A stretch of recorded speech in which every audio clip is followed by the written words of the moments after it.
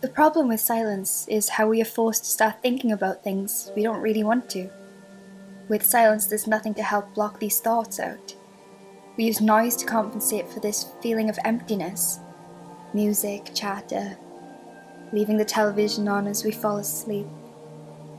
Alone. No sane person wants to be left alone with their thoughts.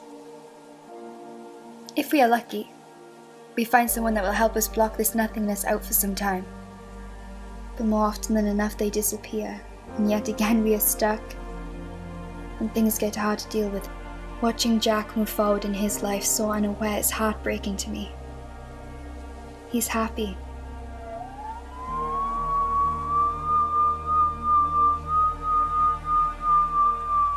It's been 473 days for Jack since the breakup.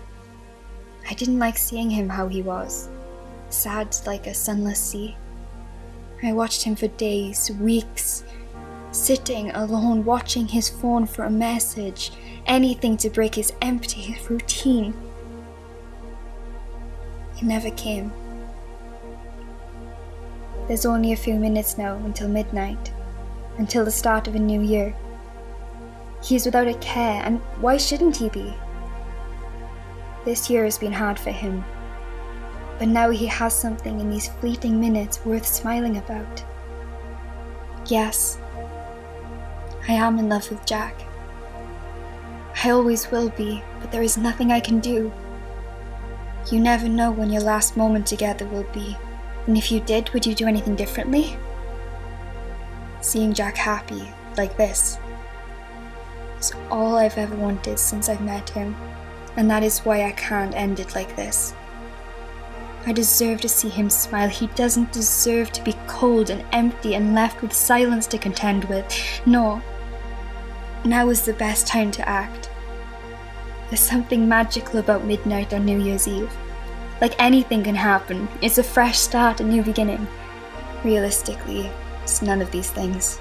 Time and dates are just manufactured by mankind to give meaning to an otherwise incomprehensible void of understanding of how life works. I could do this later, I could always do this later, but I look at him now as he dances with his eyes closed. He isn't perfect. He's not some kind of cookie-cutter mold of what would be described as attractive. He has his own appeal. 5. Every year I have to make this choice. 4. I start to ask myself if it's the right one. 3. He deserves better. 2. It's in this moment that he will know I exist, if only for a second. 1.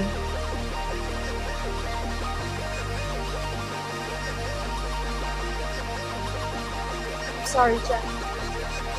I'm so sorry. What do you? Just one more year, yeah?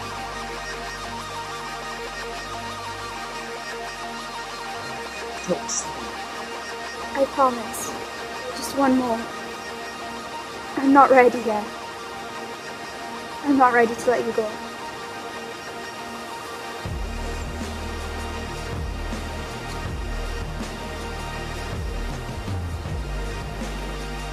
When I said I asked myself if this was the right choice, I lied.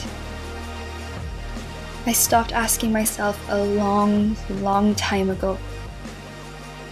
Maybe after the first 30 or so years. It has technically been 112 since Jack died on New Year's Day at 2:25 a.m. I saw the car hit him, then watched his body slump to the floor. The driver just drove on. My world went silent. As I watched the last breaths leave poor Jack's body on that cold roadside, I made a choice. I know nothing can be changed, and this is a fixed point in his timeline, a very abrupt and unfair end. However, he was my first assignment, and I swore I would never stop loving him. I'm supposed to be his protector, a guardian angel. So as I kissed him for that first time on that roadside, I sent him back to the start of the year so I could watch over him again. And I've done it every year since. It's selfish, but my life without him would be silent. The truth is, I'm a coward.